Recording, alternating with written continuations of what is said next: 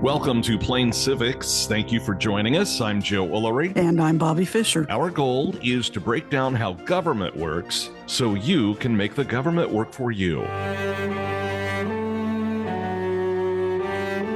In our continuing short series, we present the civic virtues that Benjamin Franklin, one of our most significant founders, thought to be the most important. He thought these civic virtues are qualities that help individuals become better people and contribute to a stronger society mattered just as much as public action. As we work our way through these, think about how these civic virtues track in your own life. The 10th civic virtue is cleanliness.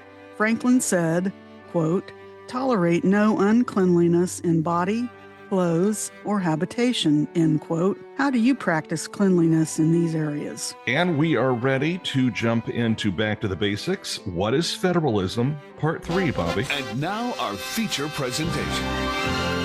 In part 1 of What is Federalism, we pointed out that federalism in the U.S. government is the constitutional division of power between the national or federal government and state governments. Power is divided and shared between the federal government and state governments as designated in the U.S. Constitution, and powers granted exclusively to the national or federal government are supreme. In part 2, we examined how the concept of federalism has evolved and changed since its beginning in 1787 under the U.S. Constitution and up to the year 1870 during the first part of the era known as Dual Federalism or layer cake federalism, where the federal and state governments tried to stay in their own spheres or layers. Both Congress and the federal courts have shaped policy based on both the needs of the American people and how to manage these needs and stay within the bounds of the powers given under the Constitution. In this episode, part 3 of What is Federalism, we will start after the Civil War and continue to the present, examining how federalism has been shaped even more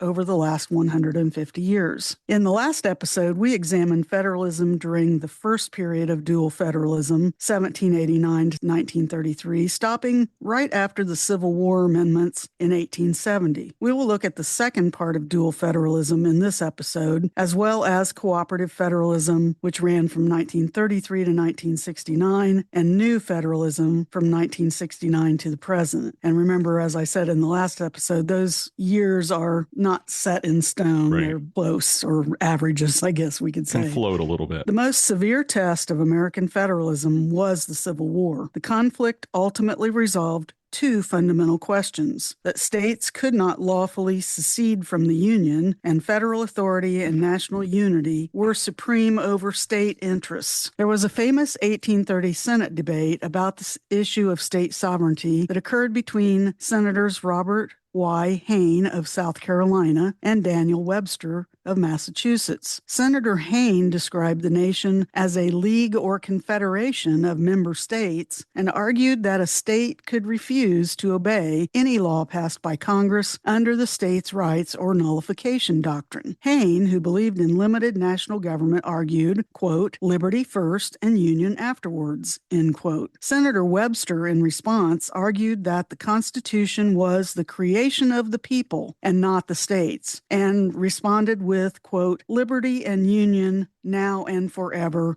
one and inseparable," end quote. After secession, a civil war, and the nation coming back together, it seemed that more citizens were beginning to believe the way of Webster, that we are a union first and separate states second. After the Civil War, the nation was becoming more industrialized and less agrarian. The move to industrialization by the late 1870s ushered in a new phase in the evolution of U.S. federalism. Under dual federalism, the states and national government exercise exclusive authority like the layers of a cake. The levels of government did not blend with one another, but were clearly defined. Two factors contributed to the emergence of this conception of federalism. First, several Supreme Court rulings blocked attempts by both state and federal governments to step outside their jurisdictional boundaries. Second, the prevailing economic philosophy at the time hated government interference in the process of industrial development, but industrialization changed the socioeconomic landscape of the United States.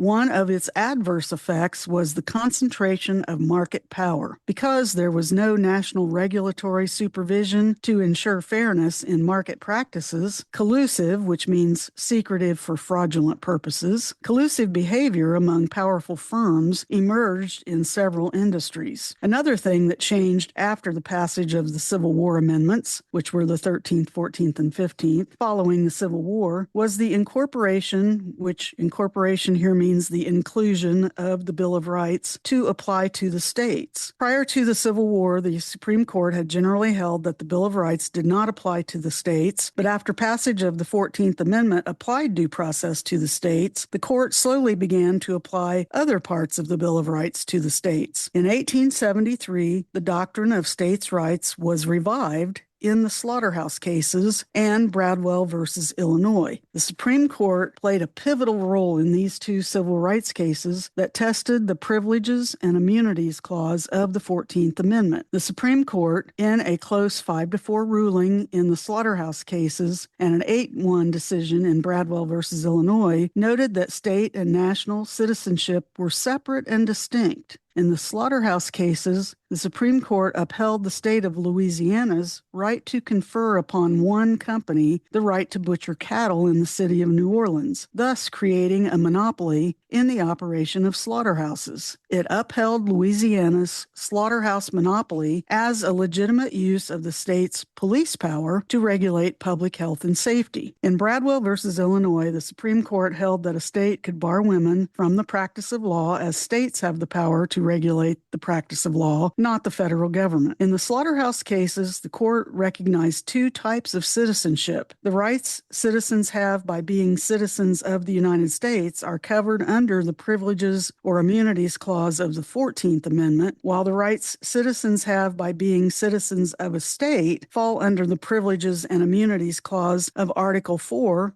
of the Constitution. The slaughterhouse case decision largely gutted the privileges and immunity clause of the 14th Amendment by effectively stripping federal courts of the power to protect fundamental economic and civil rights from state infringement, stating that it only protected rights associated with federal citizenship. The decision enabled Southern states to enact Jim Crow laws. And I want to point out here that the slaughterhouse cases is the first time the Supreme Court had a major interpretation of the 14th Amendment after it was passed. In 1887, to curtail widespread anti-competitive practices in the railroad industry, Congress passed the Interstate Commerce Commission Act, which further strengthened Congress's role in the regulation of commerce among states and created the Interstate Commerce Commission. 3 years later, in 1890, national regulatory capacity was broadened by the Sherman Antitrust Act of 1890, which made it illegal to monopolize or attempt to monopolize and conspire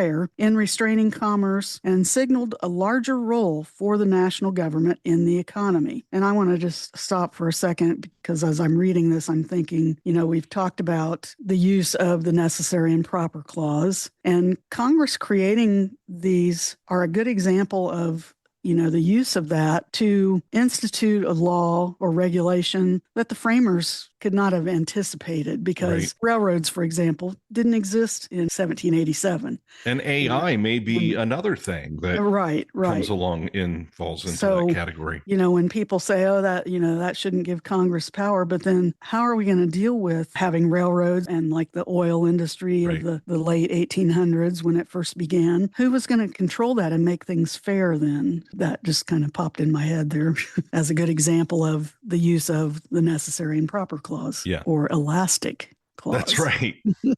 Perhaps the biggest action in regard to civil rights and states' rights since the Civil War was the 1896 Supreme Court case Plessy versus Ferguson, which established the doctrine of separate but equal, upholding a Louisiana law that mandated racially segregated accommodations on trains, ruling that so long as the segregated facilities were equal, they were not a violation of the 14th Amendment's Equal Protection Clause, basically nullifying the Equal Protection Clause of the 14th Amendment. And I'm going to talk about this again in just a minute or so, but the thing that always comes to my mind with separate but equal, and it's pointed out when this is reversed later on, that separate wasn't always equal. In fact, most times separate facilities and so forth were far from being equal. Right. The separate but equal doctrine was later overturned, like I said, by the Supreme Court in the 1954 Brown versus the Board of Education of Topeka, Kansas case. But for that almost 60-year period,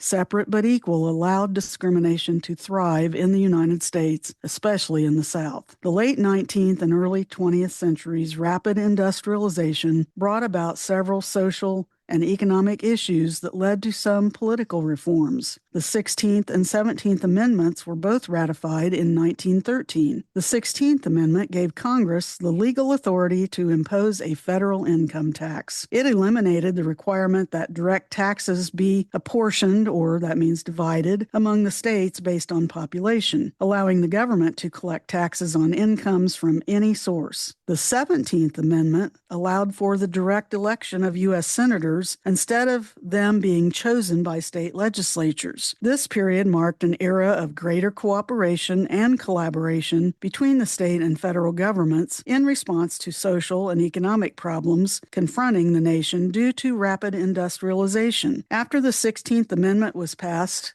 the federal government began using its expanded resources to pass legislation to fund social welfare programs, starting with the 1921 Shepard-Towner Act, which funded child and maternity care. This act has been described as, quote, the first venture of the federal government into Social Security legislation, end quote. Over time, the taxing power provided by the 16th Amendment allowed for substantial growth of the federal government into areas it had not previously occupied or regulated. More antitrust and regulatory legislation was passed, as well as welfare and labor reforms and tax reform. By 1920, 11 grant programs had been created and funded at a cost of $30 million.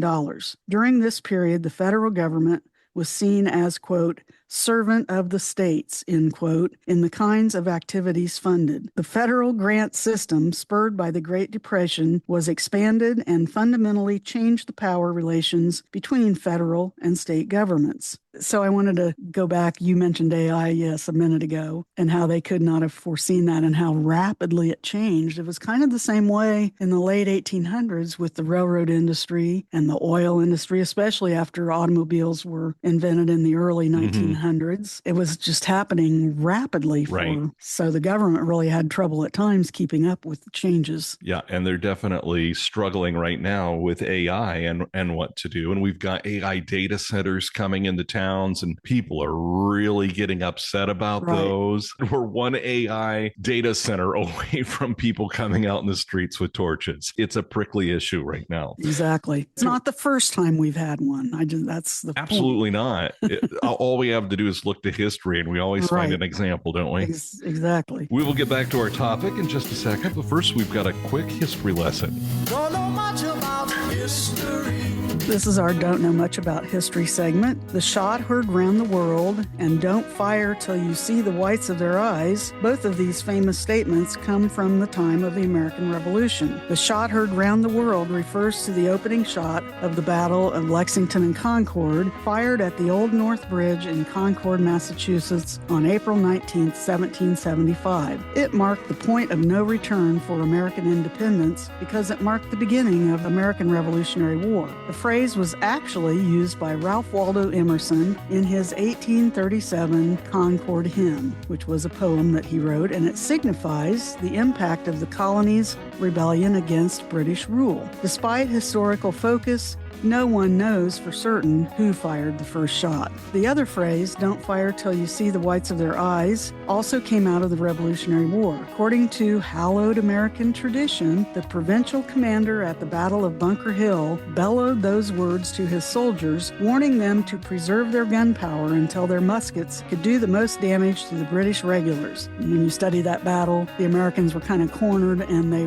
were very low on gunpowder, so he wanted them to be up close and personal personal before they wasted that. But for over a century, American popular culture attributed the whites of their eyes line to Colonel Israel Putnam of Connecticut, because that made a good story.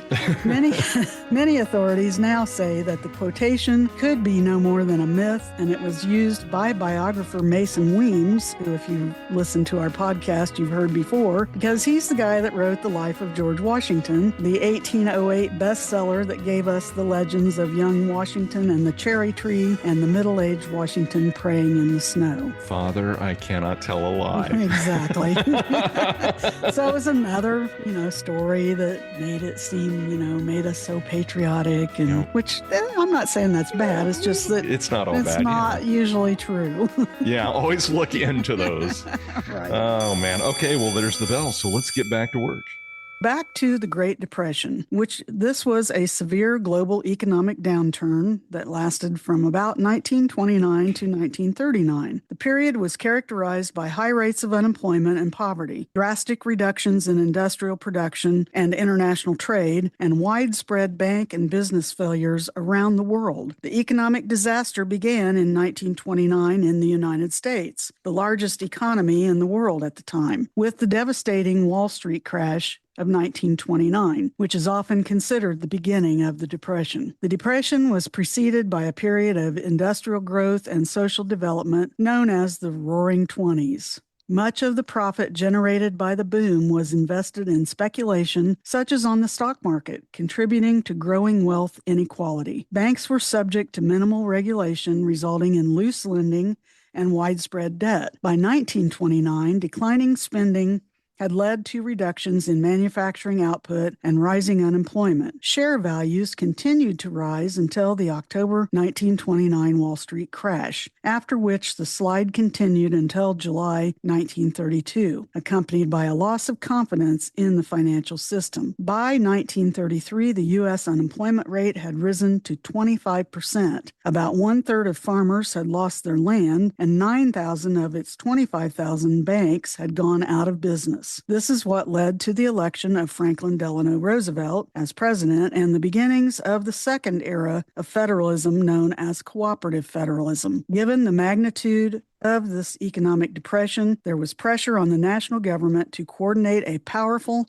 national response along with the states. So Cooperative Federalism ran from approximately 1933 to 1981, was born of necessity and lasted about 50 years as the national and state governments each found it beneficial. It's often referred to as marble cake federalism because under this model, both levels of government coordinated their actions to solve national problems, such as the Great Depression and later the civil rights struggle that followed. In contrast to dual federalism, it eroded the jurisdictional boundaries between the states and national government, or those layers that we talked about with layer cake federalism, which led to a blending of those layers as in a marble cake. If you think of like a picture of a marble cake where they've swirled it all together, that's why this is known as marble cake. The era of cooperative federalism contributed to the gradual incursion of national authority into the jurisdictional domain of the states, as well as the expansion of the national government's power in shared policy areas. After his inauguration in 1933, Franklin Roosevelt initiated a series of economic and regulatory programs to help the nation recover from the Great Depression. These programs became known collectively as the New Deal. Congress passed the National Industrial Recovery Act and the Agricultural Adjustment Act, which authorized fair competition codes, but the Supreme Court struck these down on the grounds that the federal government was operating in matters that were within the purview of the states. Between 1933 and 1936, the court invalidated other parts of Roosevelt's New Deal legislation. The court's obstructionist position infuriated Roosevelt, and in 1937 led him to propose a court-packing plan that, if passed, would have allowed the president to make a maximum of 6 new appointments to the court. Before Congress took action on the proposal, the Supreme Court began leaning in support of the New Deal as Chief Justice Charles Evans Hughes and Justice Owen Roberts changed their views on federalism. A series of decisions gradually recognized the Commerce Clause as providing constitutional authorization for expanding the power of the federal government. In 1937, the Supreme Court ruled in National Labor Relations Board versus Jones and Laughlin Steel, for instance, that the National Labor Relations Act of 1935 was constitutional, asserting that Congress can use its authority under the Commerce Clause to regulate both manufacturing activities and labor management relations. In United States versus Darby, the court found the Fair Labor Standards Act constitutional under the Commerce Clause. It barred states from enacting lower standards to obtain a commercial advantage over other states. The New Deal changed the relationship Americans had with the national government. Before the Depression, the government offered little in terms of financial aid, social benefits, and economic rights. After the New Deal, it provided old age pensions, Social Security, unemployment insurance, agricultural subsidies, protections for organizing in the workplace, and a variety of other public services created during Roosevelt's administration. And I wanted to stop. I just finished about a month ago a book called Becoming Madam Secretary. It's actually historical fiction, but it is based on the life of Frances Perkins, who was Roosevelt's Secretary of Labor and the first female cabinet member to ever serve. And a lot of these ideas, like Social Security and so forth, were her ideas. She was his labor secretary like the whole time, and she was the one that came up with a lot of these ideas when actually he was a legislator in the state of New York, and they worked together then. So it was a good book. I say it's historical fiction because her personal life, there's not as much known about, but the historical parts of it are true. The person that wrote it went and looked at all of her diaries and sources and so forth. So she took liberties with her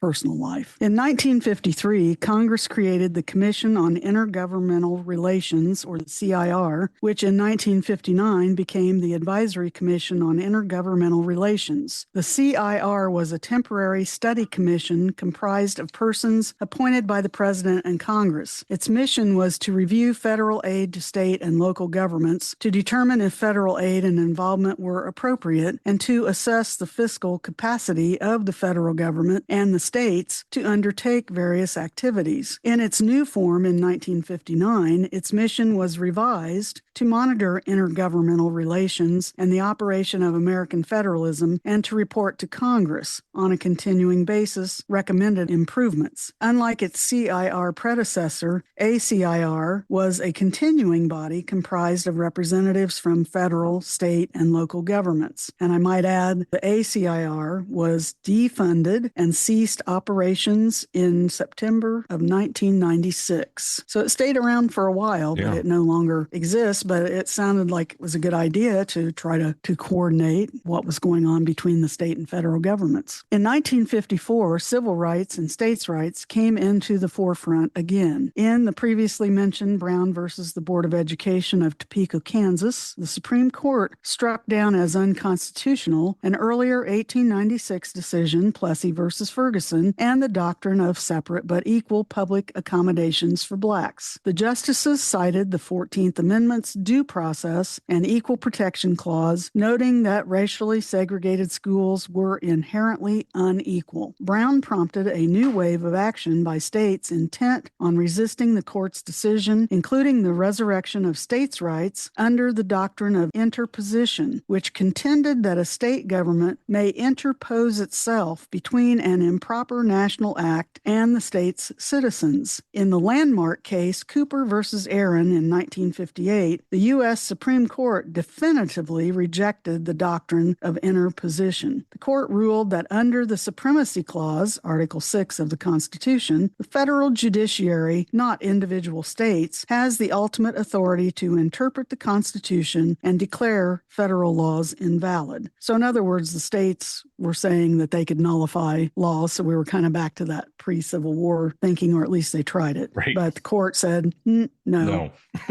In the 1960s, President Lyndon Johnson's administration expanded the national government's role in society even more under what became known as the Great Society reforms. Medicaid, which provides medical assistance to the indigent, Medicare, which provides health insurance to the elderly and disabled, and school nutrition programs were created. The Elementary and Secondary Education Act of 1965, the Higher Education Act, also of 1965, and the Head Start preschool program, also 1965, were established to expand educational opportunities and equality. The Clean Air Act of 1965 and the Highway Safety Act of 1966 and the Fair Packaging and Labeling Act, also of 1966, promoted environmental and consumer protections. Finally, laws were passed to promote urban renewal, public housing development, and affordable housing. The era of cooperative federalism saw a widening of federal powers in concurrent and state policy domains and a deepening coordination between the state and the federal government in Washington. This is clear with respect to the social welfare and social insurance programs created during the New Deal and Great Society eras, most of which were administered by both state and federal authorities and were jointly funded. In addition to these Great Society programs, the Civil Rights Act of 1964 and the Voting Rights Act of 1965 gave the federal government effective tools to promote civil rights equality across the country. The era of cooperative federalism left two lasting attributes on federalism in the United States. First, a nationalization of politics emerged as a result of federal legislative activism aimed at addressing national problems such as marketplace inefficiencies, social and political inequality, and poverty. The nationalization process expanded the size of the federal administrative apparatus and increased the flow of federal grants to state and local authorities, which helped offset the financial costs of maintaining the many New Deal and Great Society programs. The second lasting attribute is the flexibility that state and local authorities were given in implementation of federal social welfare programs. One consequence of this administrative flexibility, however, is that it has led to cross-state differences in the levels of benefits and coverage.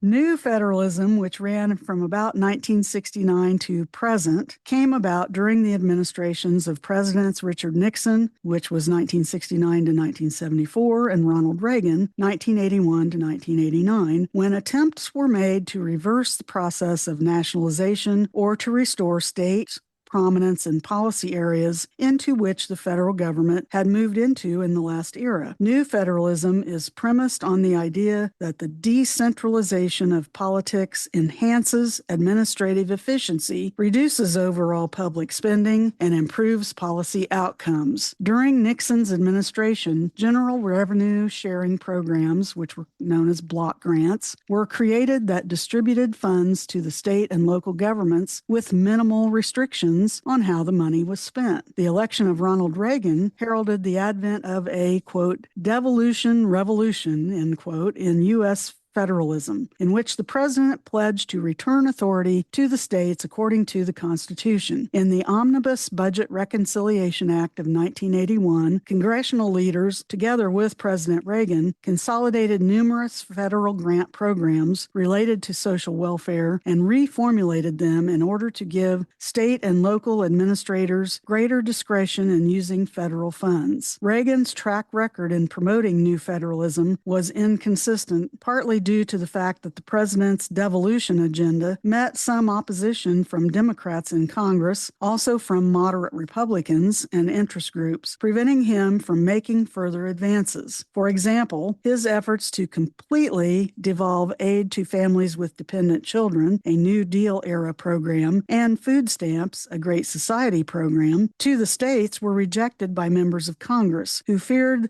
that states would underfund both programs, and by members of the National Governors Association who believed the proposal would be too costly for states. Reagan terminated general revenue sharing in 1986. Many experts say that the years since the 9/11 attacks have swung the pendulum back in the direction of central federal power. The creation of the Department of Homeland Security federalized disaster response power in Washington, and the Transportation Security Administration was created to federalize airport security. Broad new federal policies and mandates have also been carried out in the form of the faith-based initiative and No Child Left Behind during the George W. Bush administration and the Affordable Care Act during Barack Obama's administration. Now, historically, when the Supreme Court has empowered one layer of the federal structure, either the states or the federal government, a later court often engages in a federalism rebalancing, or swinging the power back in the opposite direction. Some Supreme Court scholars claim the concept of a federalism rebalance as an observable correction to the court's jurisprudence. A court that allocates significant power to either the states or the federal government often later seeks to rein in what may have been an overly broad approach. They say this rebalance is an observable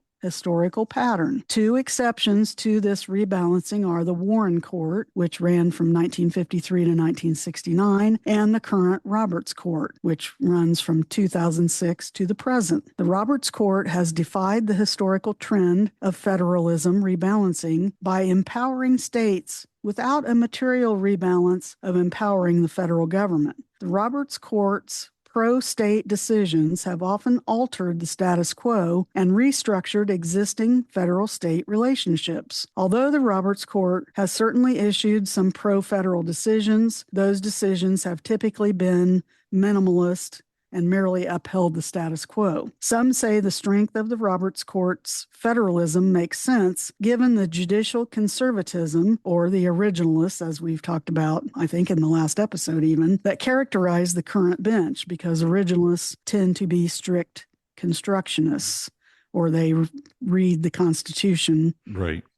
to be, you can only do what it distinctly says. Right. The Roberts Court has repeatedly recognized that shifting federal power to the states allows, quote, state experimentation, end quote, through which to test various solutions within a diverse society. A major pro-state decision from the Roberts Court is Dobbs versus Jackson Women's Health Organization, which essentially overturned Roe versus Wade. And it held that the Constitution does not confer the right to choose to have an abortion. In doing so, Dobbs was a huge shift not only in abortion law, but also in the expansion of state power. Some might question whether Dobbs is really strongly pro-state, as it does not prohibit Congress from regulating abortion or even from doing legislatively what Roe had done judicially.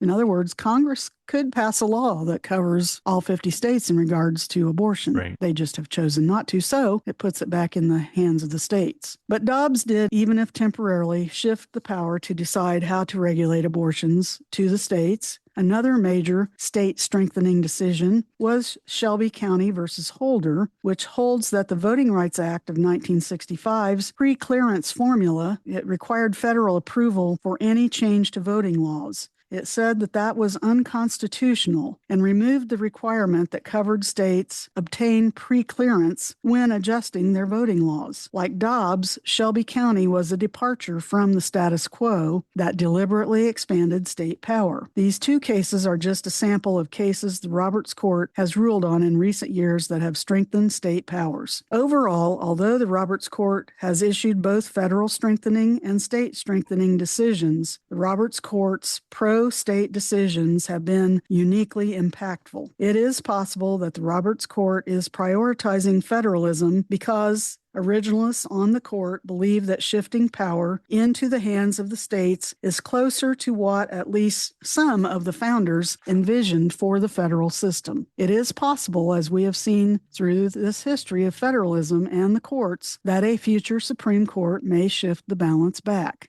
Only time will tell. But hopefully, this episode has helped listeners to see how the framers created the Constitution as a, quote, living document, and how Congress and judicial interpretations can differ as to what the framers' meaning and intent were. They left some hints in their own writings, but they could not foresee how life would change for Americans through new ideas, inventions, and changes in societal norms and beliefs. All right, there's the bell, and it's time for the pop quiz. Bueller. Last episode's question was, under our Constitution, some powers belong to the federal government. Name one power of the federal government. Well, I've listed 4 here that are the kind of the easiest ones, and I think ones that we've talked about in our podcast, so I'll just list what they are: to print money, to declare war, to create an army, and to make treaties. Now, there are 17 enumerated powers. That's just 4 of them. So if you want to know what the rest of them are, just look up Article 1, Section 8, and you can read the actual listed. But that's a quick summary of 4 of them. So where are we headed with the next question? Okay, this episode's question from the U.S. Naturalization Test is similar, but under our Constitution, some powers belong to the states. What is one power of the states? And again, I've listed, looks like 5 of them this time. So think of things that you have to obtain or, that are controlled by your own state as opposed to the federal government. I'm sure everybody should be able to come up with several. Should be able to come up with several of those. Exactly. All right, and then we'll give you the answer the next time around. Also, check us out on social media. We have a Facebook page where we can interact, and you can send us messages privately or post on the page, and that is Plain Civics. Just search that on Facebook or send us an email. Our email address is plaincivicspodcast@gmail.com. So reach out to us. We appreciate your listening. Please tell a friend that you think may enjoy our podcast. You read my mind. I was just going to add, and please tell your friends to listen to our podcast. Yeah, tell them to check it out. There's plenty of them. This was what? This is 37. 37. So see, we've got plenty to choose from. So have them check it out. That would help us. The more that you recommend and the more that people like and comment on these, the more traction we get in all those algorithms that are out there that are involved in and all we of want our to help technical people lives. Understand what's going on because, it's important. This is a very important time right now where people have sort of forgotten how civics work, even the basic parts of it. So that's why we started doing this podcast. So we're here to help. And if you've got questions, let us know. And we'll be back with another episode very soon. But that's it for this episode of Plain Civics, breaking down the basics. No politics, just facts. Thanks for listening. And until next time, stay informed and stay engaged. This is Plain Civics. Join us for the journey as we break down the basics of how government works so you can make the government work for you.